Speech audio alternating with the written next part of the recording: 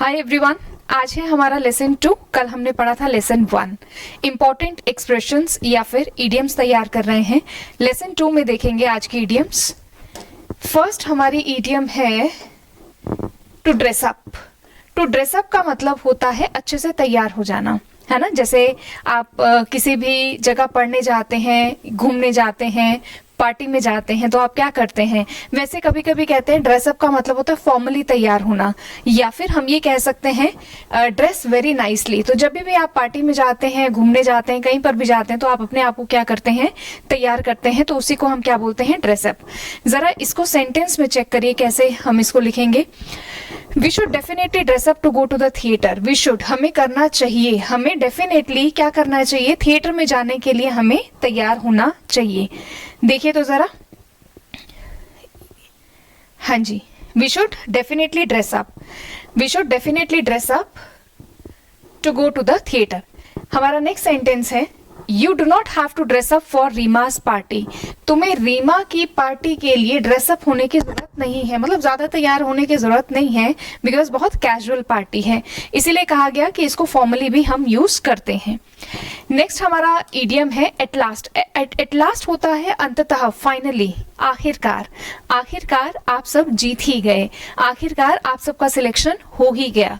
तो इसको सेंटेंस में कैसे बोलेंगे, we waited for hours and then the train arrived at last. बहुत सारे स्टूडेंट्स मेरे से पूछते हैं मैडम ये वाले देन और ये वाले देन में क्या डिफरेंस है, ये वाले देन या फिर ये वाले देन में क्या डिफरेंस है। देखो THAN देन होता है कंपैरिजन के लिए, मैं तुमसे ज्यादा अच्छा हूं, तुम मुझसे ज्यादा अच्छे हो, या फिर ये लेसन 1 ज्यादा अच्छा था, लेसन 2 कम अच्छा था, तो ये कंपैरिजन के लिए यूज करते हैं। जबकि ये वाला जो देन है THEN देन, ये होता है तब, नाउ मतलब अब, और THEN देन मतलब तब, मतलब नाउ का जो पास्ट होता है उसके लिए हम यूज करते हैं देन। अब क्वेश्चन देखिए क्या कहता है, We waited for hours, हमने घंटों इंतजार किया, and then the train arrived at last, और लास्ट में क्या हुई, ट्रेन आ गई। at last मतलब अंततः, ठीक है, अंततः। बढ़ते हैं हमारे नेक्स्ट एग्जाम्पल की तरफ। Now that I am 16, at last I can drive my parents' car। अब मैं 16 साल का हूं और अंततः अब मैं अपने पेरेंट्स की कार को ड्राइव कर सकता हूं। देखते हैं next sentence, as usual. Okay, next जो हमारा एक्सप्रेशन है वो है as usual. As in the general case, as is typically. इसका मतलब होता है जनरली, सामान्यतया, जैसे हम day to day life casual जिसको बोल सकते हैं, ठीक है। एग्जाम्पल देखेंगे, George is late for class. George क्या है, क्लास के लिए लेट है, एज यूजल, हमेशा की तरह, मतलब वो हमेशा ही लेट आता है, तो आज भी क्या है, वो लेट है। This seems to happen every day.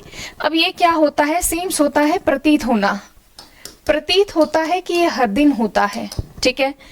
As usual Dora received first prize in the swimming, मतलब हमेशा की तरह डोरा ने स्विमिंग में, स्विमिंग कॉन्टेस्ट में क्या किया है, फर्स्ट प्राइज लिया है। तो किसी किसी की हैबिट हो जाती है ना, किसी का लेट आना, किसी का हमेशा जीतना, किसी का हमेशा क्वालिफाई करना, etcetera etcetera.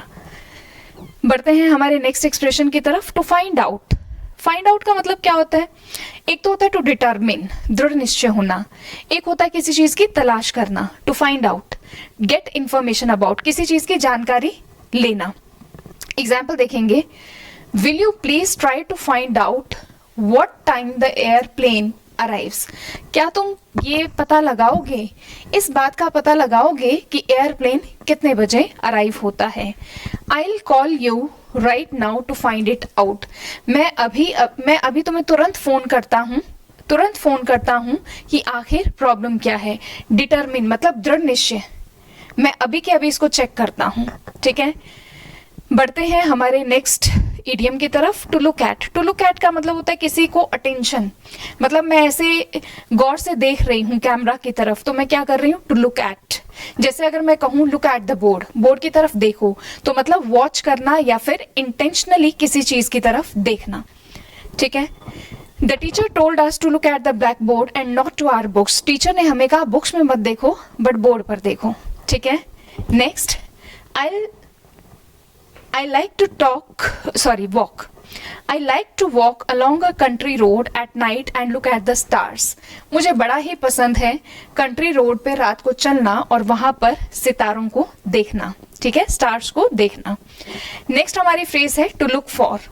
To look for का मतलब होता है to trying to find out या फिर टू सर्च फॉर, किसी चीज को खोजना, ठीक है, किसी चीज को खोजना। एग्जाम्पल देखेंगे, एन एडवर्ब फ्रेज। चलिए इसको आप डिटेल में मत जाइए, ये जब हम ग्रामर पढ़ रहे थे तब भी मैंने काफी आपको समझाया है क्लासेस में, बट इसमें आप सीधा एग्जाम्पल पे जाइए। Question number 1 and question number 2, he has spent over an hour looking for the pen that he lost. उसने लगभग 1 घंटा किस चीज में गवा दिया? अपने पेन को खोजने में गवा दिया।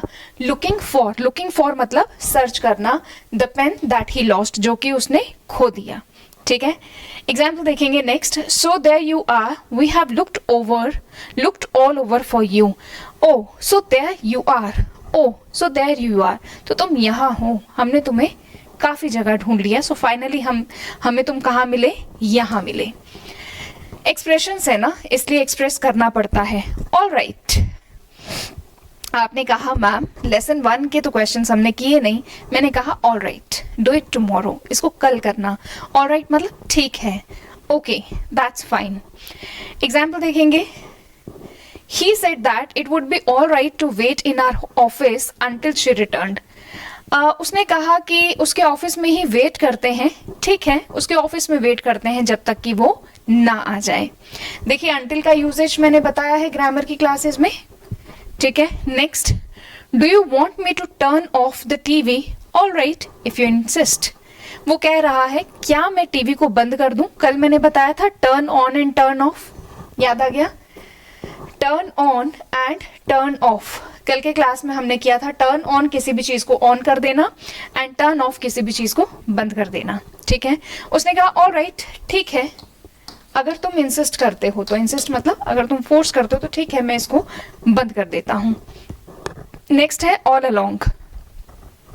ऑल अलोंग है ऑल द टाइम।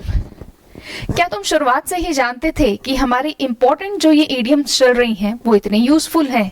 ये मैंने आपसे क्वेश्चन पूछा है। She knew all along that we would never agree with his plan, मतलब वो शुरुआत से ही जानती थी कि हम उसके प्लान को अग्री नहीं करेंगे। Next question, you are smiling, did you know all along that I would give you a birthday present? You are smiling, तुम मुस्कुरा रहे हो, क्या तुम्हें पहले से ही पता था कि मैं तुम्हें बर्थडे प्रेजेंट देने वाला हूं? यानी कि ऑल अलोंग मतलब एट द टाइम, या फिर या तो एट द टाइम मतलब उस समय, या फिर from the beginning. From the beginning मतलब शुरुआत से ही। बढ़ते हैं हमारे नेक्स्ट इडियम की तरफ। लिटिल बाय लिटिल, कितना प्यारा सा एक्सप्रेशन है। लिटिल बाय लिटिल इसका मतलब होता है ग्रेजुअली या फिर स्लोली, धीरे धीरे, है ना, या फिर आप कह सकते हैं स्टेप बाय स्टेप, है ना, ब्यूटीफुल। ग्रेजुअली ये हम यूज करते हैं एडवर्ब में, राइट। स्लोली भी हमने यूज पढ़ा है एडवर्ब में, स्लो एंड स्लोली वाला कॉन्सेप्ट, है ना। स्टेप बाय स्टेप ये भी क्या हो गया, एक तरीके का एक्सप्रेशन हो गया। एग्जाम्पल देखेंगे, Karan's health seems to be improving little by little. करण की हेल्थ, प्रतीत होता है कि उसकी जो हेल्थ है वो धीरे धीरे ठीक हो रही है। जितने भी बैंक के स्टूडेंट्स हैं उनको विद एग्जाम्पल्स पढ़ना चाहिए। देखिए क्या इसमें कौन से बच्चे को किस फॉर्म में पढ़ना चाहिए। जितने भी स्टूडेंट्स बैंक की तैयारी कर रहे हैं उनको विद एग्जाम्पल पढ़ना ही चाहिए। जितने भी लर्नर्स स्पोकन इंग्लिश के लिए अपने आप को तैयार करना चाहते हैं उनको भी विद एग्जाम्पल्स पढ़ना चाहिए। जितने भी बच्चे एसएससी का एग्जाम दे रहे हैं या अदर कॉम्पिटिटिव एग्जाम दे रहे हैं वो अगर खाली मीनिंग भी पढ़ लेंगे तो वो करेक्ट आंसर दे लेंगे। इसका रीजन क्या है, क्योंकि एसएससी का पैटर्न अलग है, बैंक का पैटर्न अलग है और स्पोकन इंग्लिश वालों का पैटर्न अलग होता है। तो पैटर्न अलग है लेकिन मीनिंग सब जगह सेम ही जाएंगे। ऐसा नहीं है कि लिटिल बाय लिटिल का मीनिंग किसी भी दूसरे कॉम्पिटिटिव एग्जाम में कुछ अलग होगा, है ना। तो बैंक वाले जो स्टूडेंट्स होते हैं उनमें कॉम्प्रिहेंसिव पार्ट ज्यादा आता है। तो कॉम्प्रिहेंसिव पार्ट के लिए मतलब हम जितना ज्यादा सेंटेंसेस को पढ़ेंगे, सुनेंगे, देखेंगे, समझेंगे उतना ज्यादा हमारी अंडरस्टैंडिंग डेवलप होगी। एसएससी में हमारे पास क्या आता है, हमारे पास ऑब्जेक्टिव आता है। अगर वो आपको लिटिल बाय लिटिल देंगे तो नीचे A B C D 4 options दे देंगे, मतलब खाली आपसे मीनिंग पूछेंगे।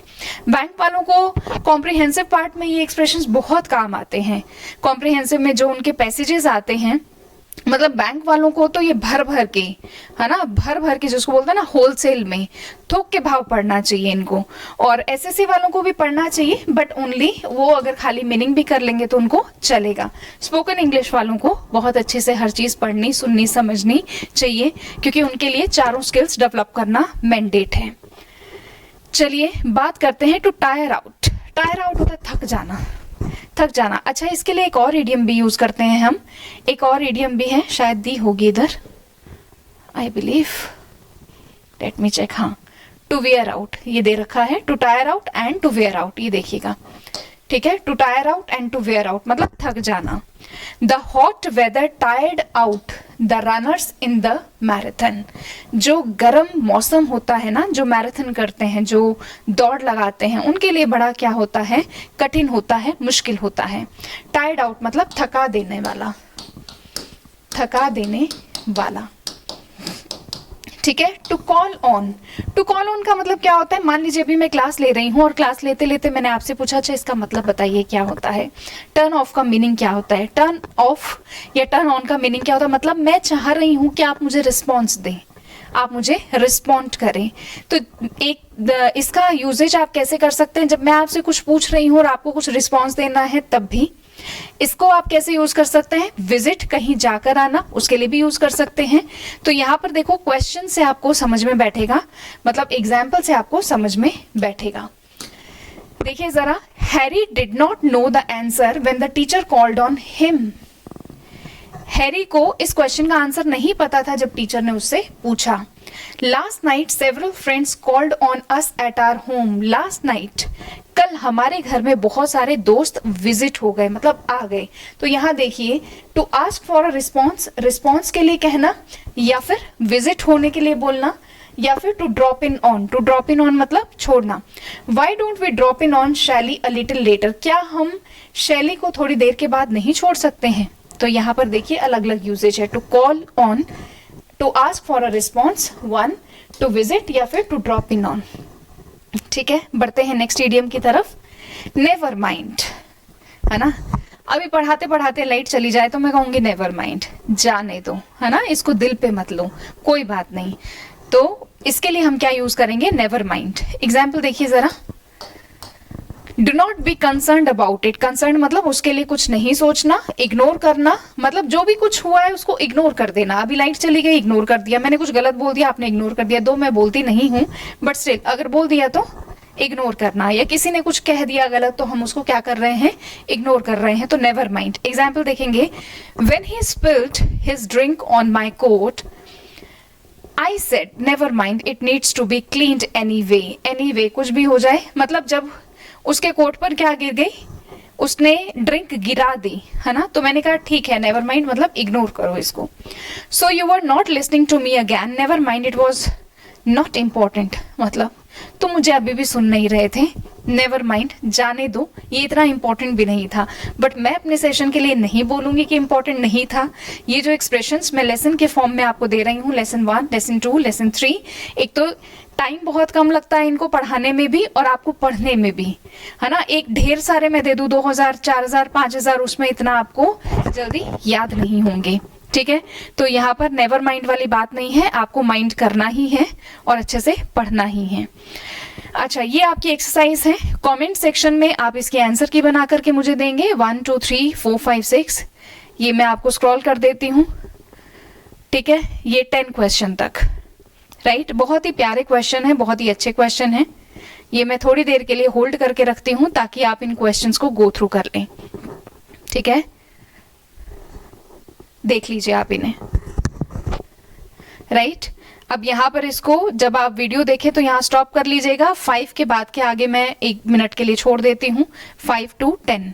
तो आपने यहाँ तक के सारे क्वेश्चन मुझे करके देने हैं, ठीक है। चलिए मिलते हैं नेक्स्ट सेशन में। टिल देन मुस्कुराते रहिए, खुश रहिए, गॉड ब्लेस यू। कल होगा लेसन 3। चलिए बाय।